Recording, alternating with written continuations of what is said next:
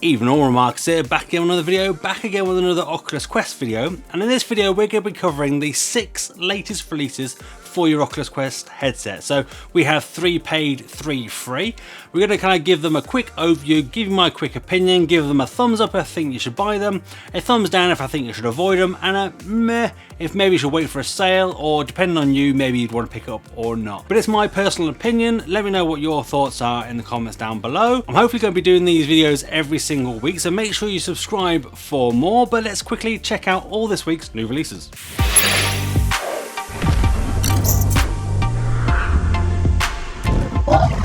First up we have Please Don't Touch Anything, which is I think £8 or $10. So it's not much more expensive. It's only about £1 or a couple of dollars more expensive than the Oculus Go version, but it's like an escape room puzzle type thing. You get yourself put in this room. Quick tip, if you hold up or down on the sort of analog sticks, you can move yourself up or down, because quite often you find yourself in the room. And it all revolves around this button in the middle of this panel and trying to unlock as many different endings as you can. So I think there's 13, is it? I can't remember what it is now. But you basically get postcards or things to stick on the wall here, and they kind of relate to your different endings. So I've got 3 already. But you kind of do different things in the room. Different things are interactive. You press the button a different amount of times, different things happen. If we press them a few more times, I think we get a screwdriver over the right, and then a hammer over to the left. There we go. We can use the screwdriver, for example, to come over to here. So we click on our analog stick and click again, we can move. We can undo that screw there, undo that screw there. And then we've got a guinea pig, and the guinea pigs. There's a little guinea pig in there with his own button and his own little PC monitor. So there's something else to do there as well. There's some more screws over here to do. There's different sort of codes and sort of sequences on the walls and inside books and on the board and all sorts of whatnots. So there's a lot of ways of different sort of playing these levels and unlocking different things. I don't want to kind of spoil it too much, but because it's one of those kind of things you've got to play yourself, and I think for that fact alone you've got to kind of like just live with it. But here's an interesting thing, that in the level itself at the start, like a guy's hand comes out and he goes, "Oh, don't touch anything, I'll be back in a minute, don't worry," and he's still there. His arm is still there. I can't grab his arm, but interestingly enough his arm is there, so you can sort of see behind the the curtain, as it were, with the Oculus Quest. The Go version, you obviously can't do that, so you never see that, so the illusion is never broken. But I don't know, personally this has been good. I've kind of enjoyed playing the few levels I've unlocked. I wouldn't say it's a must-have, but it is a fun game. It is done well. I don't know, it gets a bit of a meh to a thumbs up, because I think it could be quite limiting for some people. Some people will find it quite frustrating. I know I've played it and I've just been going, what's going on? I can't figure out what I'm meant to be doing next. But I guess that's part of the fun. If you were casting this to a TV and people were watching along with you, they could help you kind of figure this out, which could be quite good fun. But as it stands at the moment, I'm going to give it a thumbs up, because I don't think it's bad value for money. Where's that phone going? Oh. There are some sort of physics issues sometimes. I know that sometimes the screwdriver kind of gets stuck down there and halfway up or whatever. So it's not perfect, but it plays okay. So it's going to get a thumbs up overall. Next up we have Racoon Lagoon, which is a fun Animal Crossing type game where there are sort of creatures in this world that need help doing certain things. This one wants us to help build a house.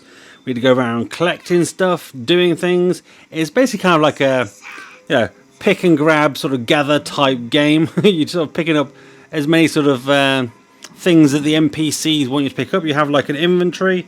Here it is. We've got a heart. We can put that in there. There we go. We need 4 more hearts to unlock this other part of the level. We can even do a little bit of fishing. So there's a fish there. Where's my fishing rod? There it is. And down it goes. Oh, where did it go? Oh. There we go.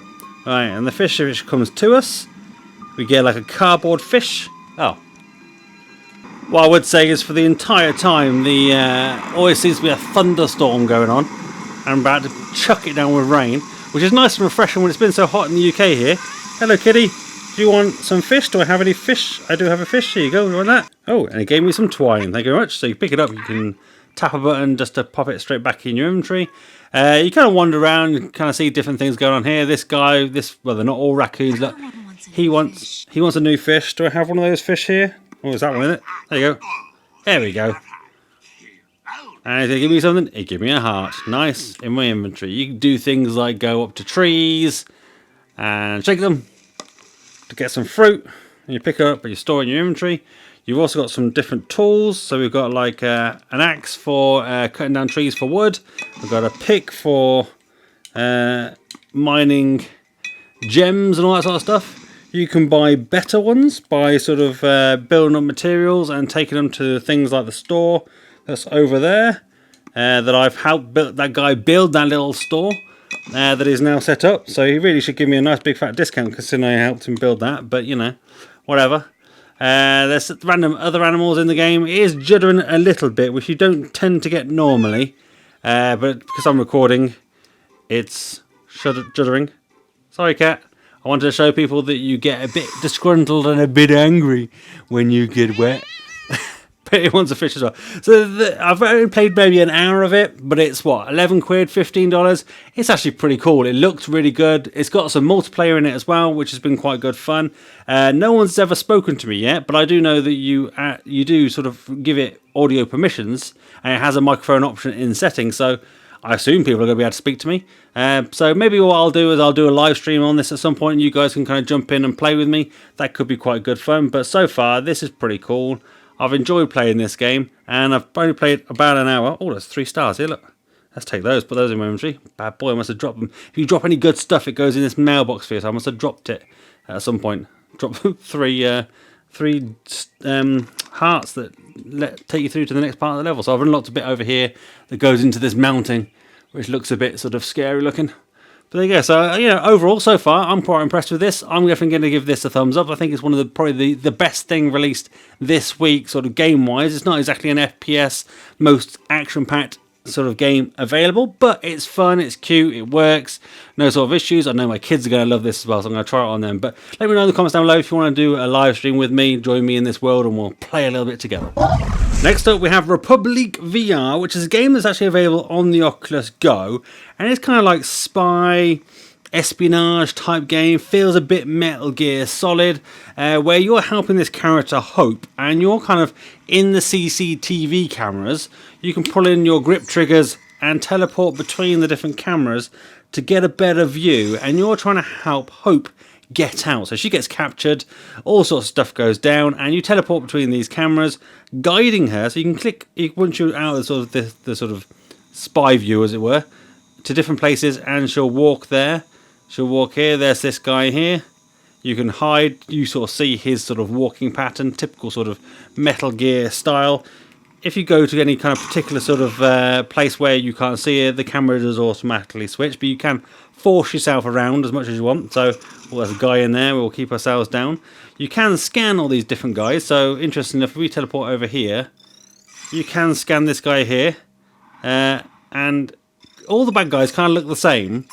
But all these pictures, which I guess they must be like developers and their family or something like that, because all these people look different, but they don't look like these people on here. That doesn't look like him there. But it works really well. So there's different things, like we can make her go through a door here, try and make sure he doesn't spot her. Oh, it's locked. We need to open this. So we need to sneak across here. Quick over there, Hope, quick. So I'm pointing over there to make her go. Point against the wall, she goes nice and low. There's things here, like other things you can get into, but they're locked until you get upgraded equipment. So this version on the Quest I've not played a lot of, but it plays really well. It's a fun sort of, it feels kind of like, it feels almost sort of XCOM-y, like you're sort of taking turns to do things, but you're not. You're doing it all in real time. Time does pause when you're in this mode here, so everything stops, everything pauses. You can kind of think about it. We can unlock this door over here, so you can go in there. There we go. Go quick. Oh, I thought it was unlocked. I thought I unlocked it. Did I not unlock it? Oh, did I? I just locked it. There you go. So you can charge your phone. You bring up your mobile phone by pressing the A or the X button. This brings up like a mobile phone. So this actually helps for cutscenes and stuff like that. You got your inventory.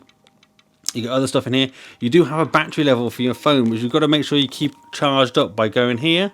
We can come out of this and we can access this thing here. And if you pick up intel, and information, this data broker will buy it off you, and then you can buy sort of services like scanning emails or distractions or eavesdrops or predictions on where you need to go and that sort of thing. So that's kind of handy, kind of cool. Sorry to see you go. There you go. So she's happy that she's charged the battery. So this works really well. It's really fun to play. I've not played, as I say, a lot of the Quest version, but I'd probably say there's a good few hours. You definitely get your money's worth for the £11, the $15. I think it's definitely worth it. It's definitely kind of one of the more fun sort of single player games you can get on the Quest. As I say, it's not sort of original in any way. It has been out on the go, but yeah, overall looks okay, plays okay. Would be nice for some leaderboards, maybe some online play. I don't know how that would work, but you know, maybe that'll come in the future. But for now, I think it's a good value game. Gives it a thumbs up for me. Now we're moving on to our free app. So this is Oculus Venues. So if you've got an Oculus Go, you know what this is. And maybe what I'll do, I'll put a little sort of trailer up on screen as well, because you don't get to see much in this sort of gameplay itself here, because unless an event is actually happening, you can't go into it. So this is live events that Oculus puts on, or other people put on, and they put them within Oculus Venues. And what it essentially does, like this Tenacious D concert, you can show your interest to it at this time on the 1st of August at 2:25 AM UK time. You can get up and you can watch this concert. It'll be in VR 180, so there'll be a VR 180, usually 2D. I don't think they've ever been 3D. VR 180 sort of screen in front of you, so a big one that you're sat right in front of, covers your kind of entire view, and you're sat there in kind of like a stadium environment with other people. So other people with their avatars. I think it's 4 per row, 4 per seating section, and you can chat to the people as it's happening. The people on stage can't hear you, so you're okay. But there are people behind you, or other rows all around you. They can kind of hear you to a lesser extent. You can move yourself to a quiet room if you kind of just want to enjoy it yourself. You don't want people chatting, you can do that. But at all times, you can kind of look down and see people's avatars and get involved. So they put on all sorts of different events, comedy events, sport events. There was some Liverpool football game on the other day. That was quite good. Comedy stuff happens quite often, sort of comedy stage type stuff. So it's well worth checking out. You do need a Facebook account to be able to use this, so you can't just use an Oculus account, but it's worth it. It is cool. It's a nice feature. And there's even a setting in here where social sharing, whereas if you're sort of sat with somebody and you have a similar interest, it'll tell you if you both like Oculus Quest on Facebook. Okay, you both like Oculus Quest on Facebook. You can give you something to talk about, sort of thing. So it's quite nice. It encourages you to talk during the events. Although I have had people snoring during some events. I attended some of the sort of Oculus official events that they've held in here before, and people have been falling asleep during them, snoring away. So I've had to mute them or move away. But it is cool. It is well worth checking out. So keep an eye on it. Jump in now. Maybe show your interest for that one. Join it, and maybe I'll join in some with you guys in the future as well. And I absolutely give Oculus Venues a thumbs up, absolute big thumbs up. This is actually a premium app for the Oculus Quest and something everyone should download. Next up, we have the Amazon Prime VR app. So this is a video app, so you now got your Amazon Prime videos on VR. So in your VR headset, on your Oculus Go and your Oculus Quest, and you can watch all your different programs in here. So it is decent quality. I'd say overall the quality of the programs that are shown in here, so the video quality, seems better than Netflix. You do have this kind of very childish environment, which seems a bit weird, with an advertising board up there, and I'm not sure why they chose this. I would have preferred something a bit more sort of in keeping with an older audience, but I don't know, because the content on Amazon tends to be a little bit older. There is some kids stuff, but you do need a Prime membership to access most of the stuff, or needs an Amazon account. And I think the VR stuff under the VR tab is free.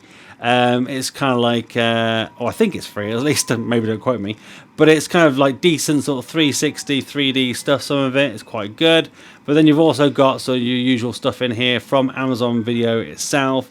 If you've got a Prime membership, you'll get things that are Prime. You can't sort just by Prime, which is a bit annoying. I like a button that says just only show me Prime stuff, because you can rent films in here. There's no 3D films, and especially in 3D, which is what I want to do. I want to watch 3D films rented online, but no one really does it. So you've got on here, you've got your TV programs as well. If you want to watch anything, you've got on here, where you can just kind of click on it. Running Man, Let's watch now. 6.7 IMDb. So you get this nice kind of cinema environment here. It does dim once the sort of video's playing. If you bring up your sort of your menu, the dimming sort of the lights come back up again.